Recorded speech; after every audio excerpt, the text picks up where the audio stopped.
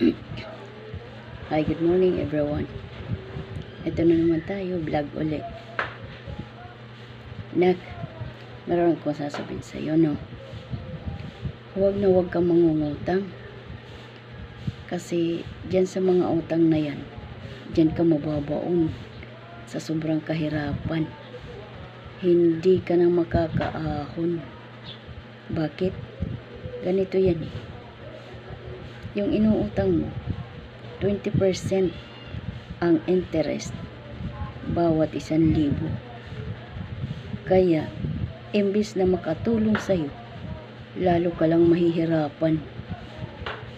Kasi ang tubo ng opisina ng nagpapautang is 20% na kaagad. Kaya wala ka nang kikitain dun, kundi mababaon ka lang at maluluwag ka lang sa kahirapan. Yun.